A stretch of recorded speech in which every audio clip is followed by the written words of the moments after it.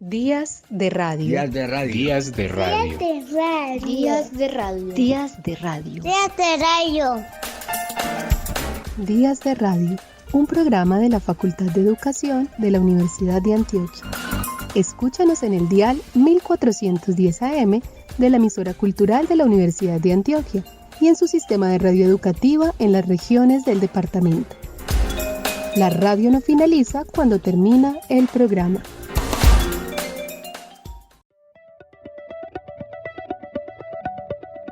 Sobre Panamá. Los dos bandos del godismo difieren en lo esencial, en que con igual cinismo vende uno nacionalismo y el otro el istmo nacional. El poema que da inicio a nuestro programa es de Jorge Pombo, poeta bogotano, liberal, sobrino de Rafael Pombo y crítico de los gobiernos de su época, entre los que se cuentan Rafael Núñez, Carlos Holguín, Miguel San Clemente y José Manuel Marroquín, durante cuyo gobierno se perdió Panamá. El poema de Pombo es expresión de una tendencia de la época, el uso de la ocurrencia, el retruécano, el ingenio gracioso, el chascarrillo picante. La independencia, pérdida, venta o separación de Panamá de Colombia ocurrió el 3 de noviembre de 1903 y se debió a múltiples factores: el expansionismo de Estados Unidos en el Caribe, la quiebra de la compañía francesa encargada de construir el Canal de Panamá, la entrada en escena del abogado William Cromwell, quien planeó la separación y representó a la nueva compañía del Canal de Panamá, y la ineptitud del gobierno colombiano representado en José Manuel Marroquín. Hoy, en Días de Radio, queremos revisar esta historia y contarles algunos eventos al respecto. Empezamos con una nota de Cronografías de Canal 13, en la que nos hacen un recuento de las condiciones políticas de la Gran Colombia, las luchas internas, el olvido del istmo, el valor del canal y la injerencia extranjera en los destinos de esta nación que declara su independencia en 1903. Esta nota cuenta con explicaciones del profesor de la Universidad Distrital, Andrés Castiblanco. Pérdida de Panamá. En 1821, luego de la declaración de independencia de Panamá de la corona española, el gobierno panameño decidió unirse a lo que por entonces se llamaba la Gran Colombia. Panamá era una región fundamental para el desarrollo de los países de la región debido a su ubicación geográfica, convirtiéndose en un paso comercial estratégico entre el Océano Atlántico y el Océano Pacífico. En 1826, Bolívar regresaba de Bolivia y Perú con la idea de instaurar una nueva constitución política en toda la región, pero los líderes panameños eran más cercanos a las ideas federalistas de Santander y comenzaron a sentar las bases para la separación. Esta primera acta fue la puerta de entrada para que 77 años después el istmo se independizara de Colombia. En 1830, Simón Bolívar era víctima de una tuberculosis terminal que le obligó a renunciar a la presidencia y que dejó a la Gran Colombia en un estado de desequilibrio político y gubernamental, aprovechado por el general panameño José Domingo Espinar, jefe militar en Panamá y fiel seguidor de Bolívar, quien, inconforme con los nuevos lineamientos con los que se proponía gobernar el país, preparaba un acta en la que exigía la separación de Panamá del gobierno de Santa Fe de Bogotá, además de la solicitud del regreso de Bolívar al poder bajo la amenaza de la separación. Panamá en 1821 declara su independencia y decide por voluntad propia integrar la Gran Colombia, que era el sueño de Bolívar. Pero al morir Bolívar, ese sueño se diluye, pero también se diluye la tensión sobre el istmo, lo que hace que las élites ismeñas se fortalezcan y empiecen un dominio de una Panamá separatista. Como estas dos actas, se dieron 5 más, que comenzaron siendo notificaciones sobre la forma en la que las esferas de poder panameñas consideraban que se debía manejar los asuntos políticos de toda la Gran Colombia, y que frente al rechazo de los gobiernos de turno, dieron pie para que el istmo se declarara permanentemente como una región en rebelión. Lo que pasa es que Estados Unidos entra a geolocalizar a Panamá como un punto vital y los panameños aprovechan esa instancia, esa coyuntura de guerra civil para poner en relieve que Panamá simplemente está abandonada de Colombia, que está en un conflicto interno. En 1899 se desató uno de los conflictos más importantes de esta tierra, la Guerra de los 1000 días. En ese contexto, la participación política del istmo fue fundamental. Panamá se declaró a favor del Partido Liberal y prestó soldados para la pelea contra el régimen conservador. Con más de 60 combates en las tierras panameñas, el istmo quedó devastado a finales de la guerra. La separación de Panamá oficialmente comienza con la Guerra de los 1000 días, digamos con todo el proceso de la Guerra de los 1000 días hacia 1902. Ustedes recuerden que termina el conflicto de la guerra con el Tratado de Wisconsin que es en Panamá, de hecho en el Golfo de Panamá donde está ese barco norteamericano, y finalmente es hacia 1903 que termina el gran proceso de esa pérdida, de esa separación de ese país. Para entonces el ferrocarril de Panamá era el más importante del mundo, ya que unía los océanos Pacífico y Atlántico. El interés norteamericano inicial era negociar con Colombia la cesión de la franja o canal para que fuera la principal vía de navegación interoceánica del continente. El embajador colombiano, el secretario de Estado y el Senado norteamericano firmaron el Tratado de Herrán, que fue rechazado tajantemente por el Senado. De repente, llegó la inesperada independencia de Panamá y la ratificación del tratado que dio lugar a la apertura del Canal de Panamá. El 13 de noviembre de 1903, Estados Unidos se reconoció por primera vez a la República de Panamá. La separación del Istmo fue consecuencia de un país que hasta ahora comenzaba a organizarse como soberanía. Ante el olvido en el que las bases centrales del gobierno colombiano tenían a Panamá y las disputas ideológicas entre liberales y conservadores, la separación de Panamá y su instauración como república independiente fue inevitable. Uno de los puntos del Tratado Thomson-Urrutia, firmado en 1914 y ratificado en 1921, fue la indemnización a Colombia por $25 millones por la separación de Panamá. A continuación, y con una nota del portal Canal de Panamá, un relato sobre su construcción, iniciativas y búsquedas de salidas de transporte para el comercio que datan del siglo XVI. Cuando el Istmo de Panamá emergió del mar, uniendo Norte y Sudamérica, se produjo un gran intercambio de especies, animales y de plantas, cambiando para siempre la vida en todo el planeta. También se formaron dos océanos muy diferentes. Las primeras rutas a través del Istmo las crearon los nativos americanos y fueron rutas terrestres. Durante la expedición del escribano de Triana, Rodrigo de Bastidas, en 1501, llegaron a Panamá por primera vez los conquistadores españoles. En 1513, los indígenas de la zona condujeron a Vasco Núñez de Balboa hasta el Mar del Sur, y el pequeño puente entre Norte y Suramérica rápidamente se volvió un eje estratégico para el comercio internacional. En las costas de Panamá se levantó la primera ciudad del continente americano en aguas del Pacífico. La idea de excavar un canal marítimo que uniera los dos océanos se remonta al siglo XV. Reyes y navegantes de España, Portugal, Escocia e Inglaterra lo pensaron alguna vez. Por medio de un decreto emitido en 1534, el emperador Carlos V ordena levantar los planos para construir la ruta hacia el Pacífico siguiendo el río Chagres. Este fue el primer estudio realizado para la construcción de un canal por Panamá. Pero el canal tuvo que esperar. En 1850 comienza a construirse el ferrocarril transísmico. La fiebre del oro en California hace que aumenten aún más los desplazamientos de colonos hacia el oeste, usando la ruta de Panamá.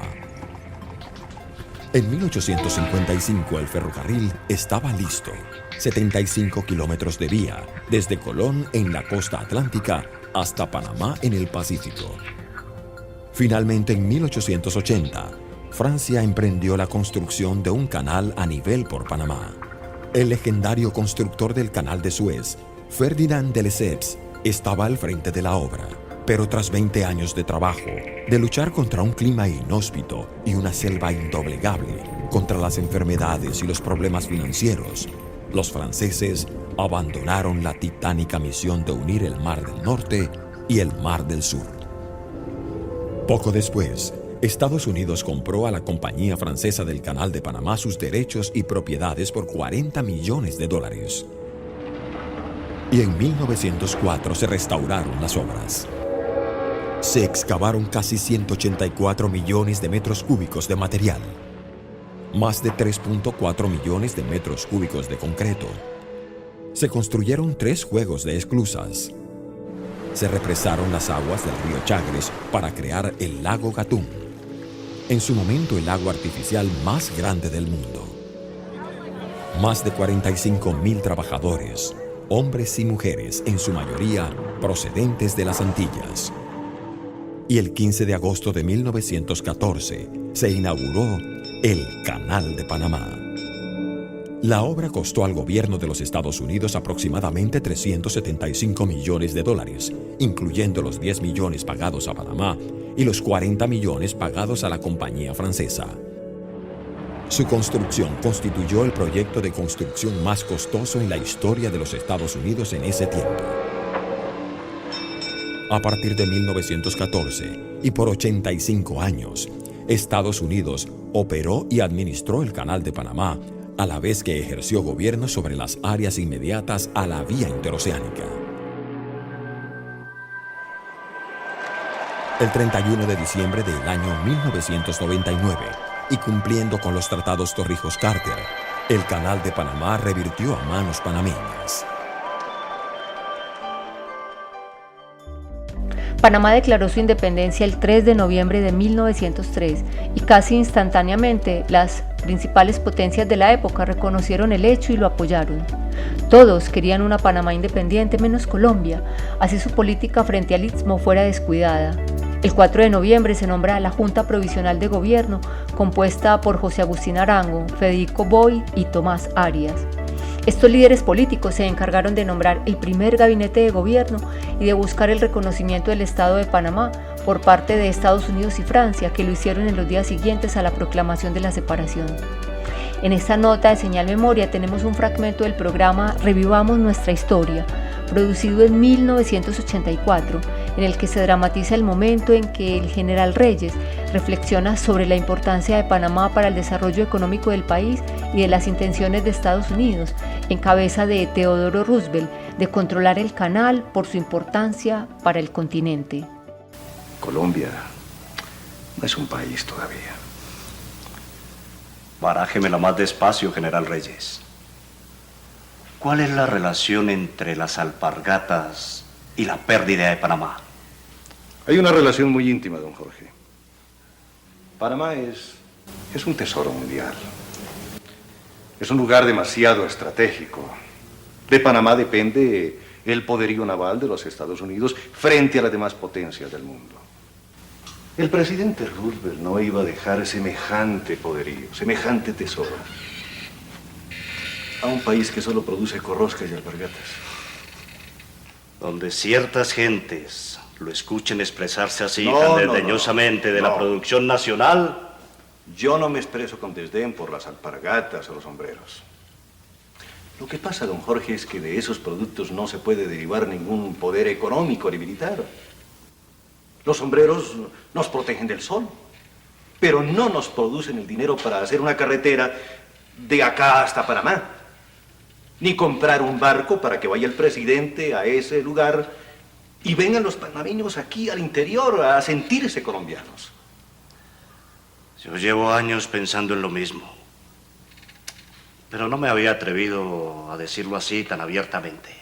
Ya es hora de atreverse, don Jorge, y llamar la atención sobre un hecho tan vergonzoso como es ese de que hasta el barco donde se firmó la paz entre los combatientes de la guerra nos lo tuvieron que prestar los norteamericanos. Se supone que después de ese préstamo no debería existir sospechas acerca de quién es el que tiene el poder real, ¿no? Han pasado 109 años desde la inauguración del Canal de Panamá. Su construcción registró cerca de 25.000 muertes por accidentes y enfermedades en el lapso de una década. La historia del conocido canal reposa en manos de migrantes y se archiva en rincones poco conocidos de la capital panameña. La siguiente es una nota de La Voz de América, en la que a partir de una visita a un cementerio se cuentan aspectos de aquellas personas migrantes que dejaron su vida en el canal. En la ciudad de Panamá nos adentramos entre las barriadas del Chorrillo y Santa Ana, áreas consideradas peligrosas y poco frecuentadas por turistas y nacionales. Acompañamos a Efraín en su afán por mostrar una historia poco conocida del lugar, un recorrido por cementerios que guardan los orígenes del Canal de Panamá.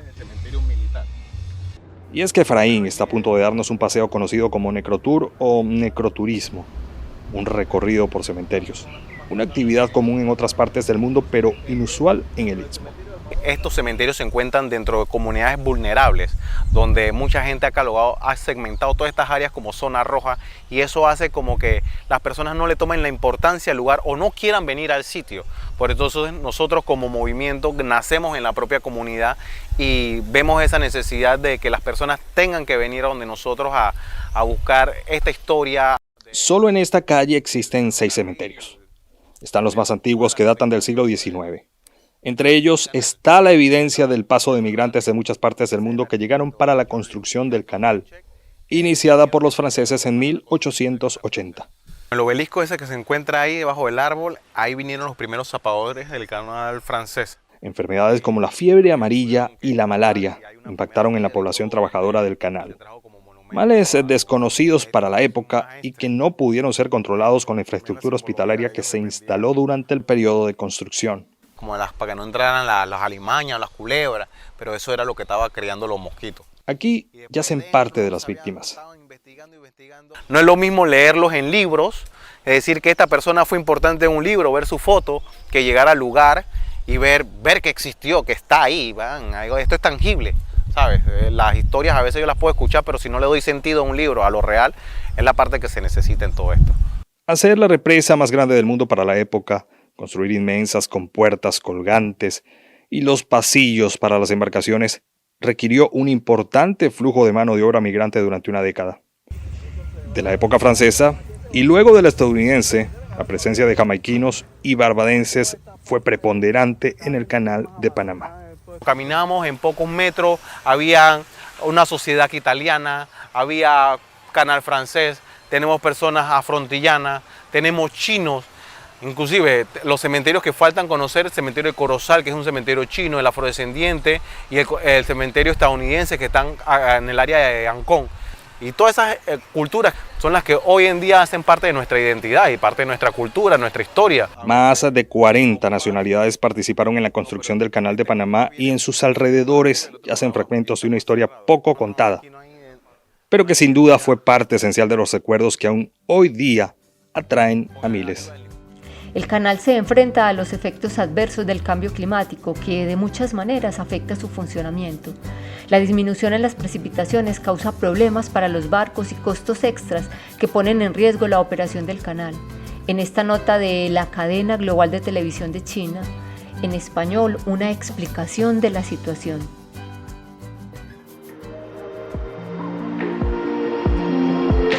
Transporta alrededor del 2,5% de la carga mundial de mercancías. Más de 13.000 barcos navegan por sus aguas cada año. El canal, construido a principios del siglo XX, revolucionó el comercio global, haciendo que muchos productos fueran más baratos y accesibles. Convirtió al mundo en un lugar más pequeño. Hoy en día, el Canal de Panamá es crucial para la estabilidad económica internacional. Eran tantas las mercancías que viajaban entre los océanos Pacífico y Atlántico que el canal se tuvo que expandir en 2016, dando cabida al triple de barcos que manejaba al principio. Pero la sequía y las altas temperaturas que han llegado de la mano del calentamiento global amenazan su viabilidad. Stephen Payton trabaja en el Instituto Smithsoniano de Investigaciones Tropicales de Ciudad de Panamá. Tenemos un montón de datos que coinciden plenamente con las predicciones sobre el cambio climático. Por ejemplo, la temperatura del aire se ha incrementado en los últimos 30 años en cerca de 1 grado centígrado. La del agua en el Caribe ha subido alrededor de otro grado centígrado.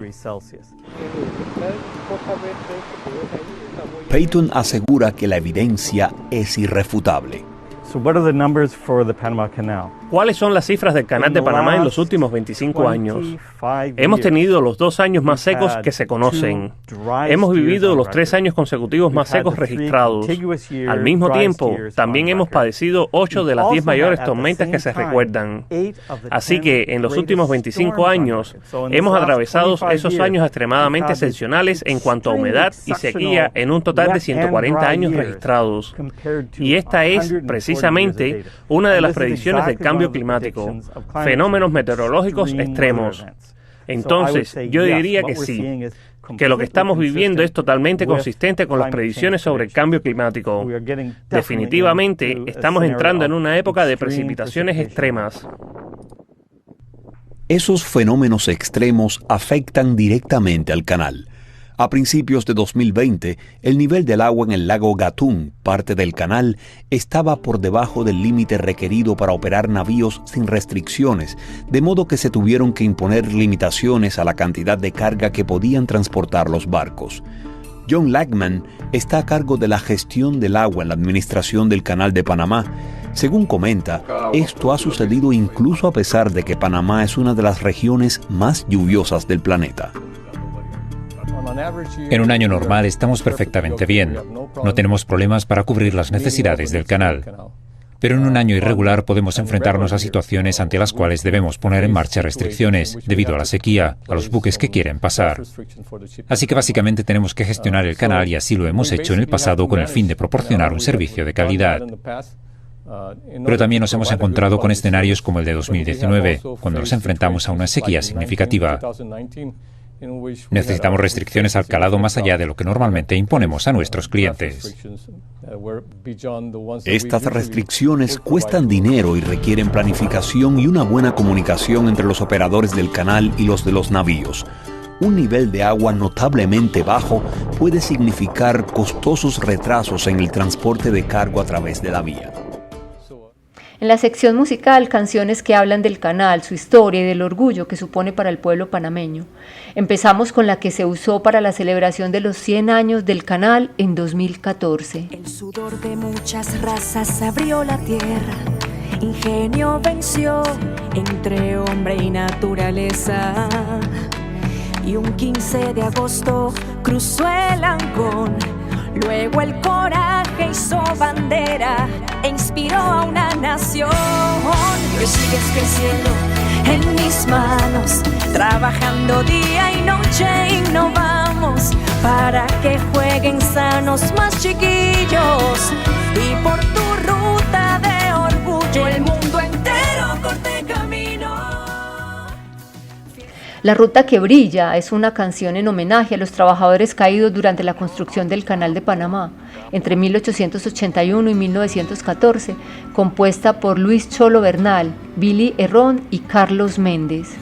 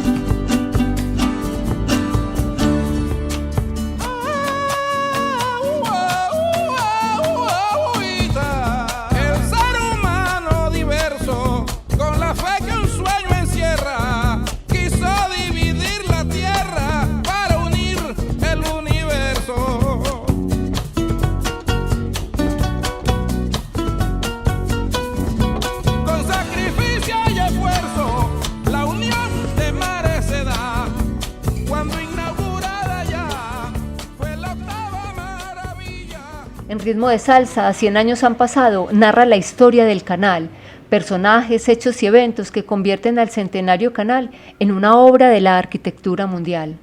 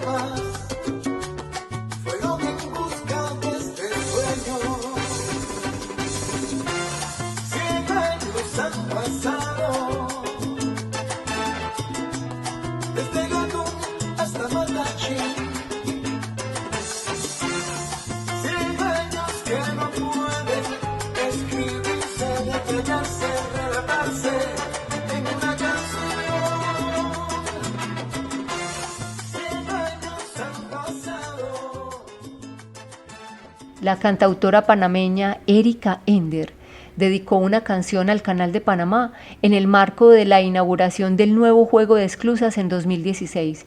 Bajo el título Mi Canal, Ender hace alusión a los beneficios de la ruta interoceánica, al comercio mundial y el orgullo que sienten los panameños por esta importante obra de ingeniería. Abriendo caminos y acortando distancias, haciendo progresar a todos por igual, canta la panameña. Donde dos mares se pudieron encontrar, donde las razas y colores se entremezclan, donde el idioma llega a ser universal y las culturas se abrazan con más fuerza, donde hay pasado, donde hay futuro, donde el presente siempre avanza a un nuevo mundo, todo converge y un mismo punto hace brillar a Panamá, abriendo caminos y acortando distancias, haciendo progresar a todos por igual, abriendo caminos y acortando distancias, puertas de par en par, por siempre en mi canal, uniéndonos, acercándonos, creciendo en el tiempo. Días de radio. Días de radio. Días de radio. Días de radio. Días de radio. Días de radio. Días de Radio, un programa de la Facultad de Educación de la Universidad de Antioquia. Escúchanos en el dial 1410 AM de la emisora cultural de la Universidad de Antioquia y en su sistema de radio educativa en las regiones del departamento. La radio no finaliza cuando termina el programa.